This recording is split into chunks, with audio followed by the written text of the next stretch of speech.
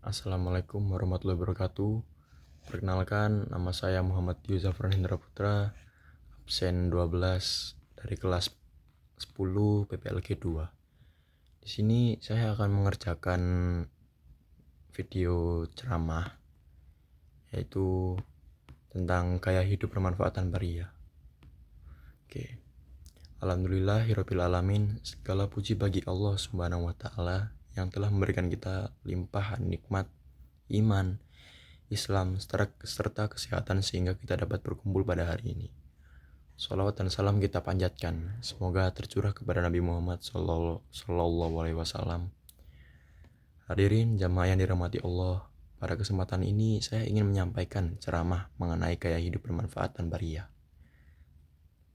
Mengapa saya memilih tema ini? Karena itu sangat penting. Karena kita hidup di zaman sekarang yang penuh persaingan, pamer dan pertunjukan kebaikan, terutama melalui medsos.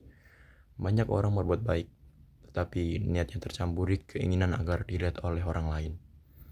Padahal dalam Islam, niat adalah ruh dari segala amal. Hakikat menjadi manusia yang bermanfaat. Oke, Rasulullah bersabda, sebaik-baiknya manusia adalah yang paling bermanfaat bagi manusia lainnya. Yang artinya derajat seseorang di sisi Allah bukan ditentukan oleh kepopulerannya, bukan oleh banyaknya pengikut di medsos, tetapi oleh manfaat yang ia berikan kepada sesama.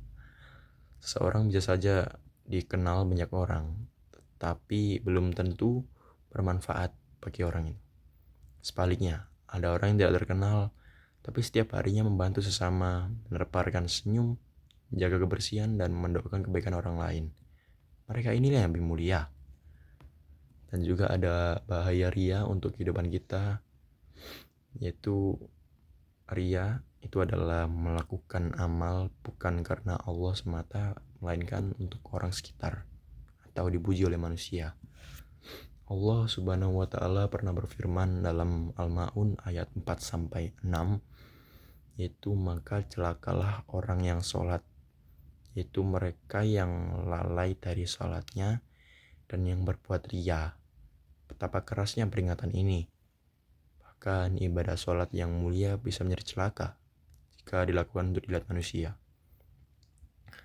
Di era digital, ria bisa muncul dalam bentuk-bentuk halus, seperti menolong seorang melalui videokan untuk dipublikasikan, terus bersedekah tapi menonjolkan dirinya atau menyebutkan namanya saat bersedekah, dan juga menyampaikan kebaikan sambil menunggu pujian dan komentar orang lain.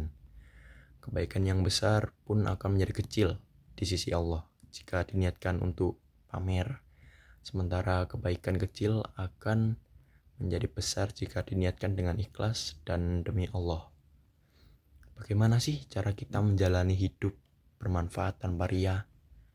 Oke, untuk mewujudkan gaya itu, yang ke-1 kita bisa memperbaiki niat sebelum beramal. Setiap hendak melakukan kebaikan atau hal-hal yang ingin dipuji orang lain, ucapkan dalam hati, ya Allah, aku lakukan ini hanya untukmu. Jika muncul rasa ingin dipuji, segera istighfar. Yang kedua, mengutamakan kebaikan yang tersembunyi. Amal yang dilakukan diam-diam lebih besar nilainya. Rasulullah SAW pernah bersabda, memuji seorang yang tangan kirinya tidak mengetahui apa yang diberikan tangan kanannya, ini adalah simbol keikhlasan total. Yang ketiga, mengurangi kebiasaan memamerkan kebaikan dimanapun. Tidak semua kebaikan perlu diceritakan, diunggah, atau diumumkan. Bila perlu, biarlah hanya Allah yang tahu. Yang keempat, konsisten dalam kebaikan kecil. Itu kita tidak perlu menunggu kaya untuk membantu, atau menunggu terkenal untuk bermanfaat. Hal-hal sederhana seperti memungut sampah, menolong teman, memberi semangat, atau mendoakan seorang yang sedang sakit atau sedang kesusahan adalah amal bermanfaat yang sangat ringan, tetapi besar di sisi Allah. Yang kelima, menerima kritik tanpa ada rasa tersinggung. Orang ikhlas tidak goyah ketika dipuji dan tidak hancur ketika dicela. Ia tetap berbuat baik karena tahu bahwa yang terpenting adalah pandangan Allah, bukan penilaian manusia. Terus yang keenam, tetap berbuat baik meski tidak dihargai. Kadang manusia tidak melihat, tidak mengapresiasi, atau tidak berterima kasih. Namun ingatlah bahwa Allah tidak pernah lalai. Setiap kebaikan, sekecil apapun, pasti diperhitungkan. Yang ketujuh, menjadikan manfaat sebagai identitas hidup. Jadikan diri kita pribadi yang kehadirannya membawa kebaikan untuk sekitar. Di rumah menjadi penyejuk suasana, di sekolah kita menjadi teladan bagi siswa lainnya, di masyarakat kita bisa menjadi penolong. Kita bisa menjadi penolong yang baru-baru ini, yaitu adalah banjir di Sumatera.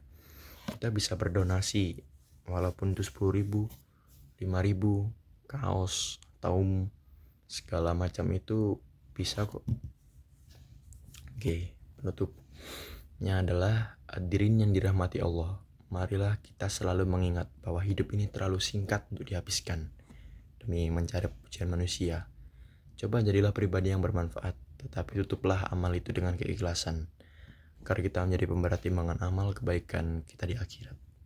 Semoga Allah menjauhkan kita dari riya, membersihkan niat kita, dan menjadikan setiap langkah kita sebagai kebaikan yang bernilai ibadah.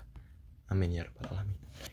Sekian dari saya, mohon maaf jika ada salah kata atau suara saya yang kurang kedengaran. Mohon maaf. Wassalamualaikum warahmatullahi wabarakatuh.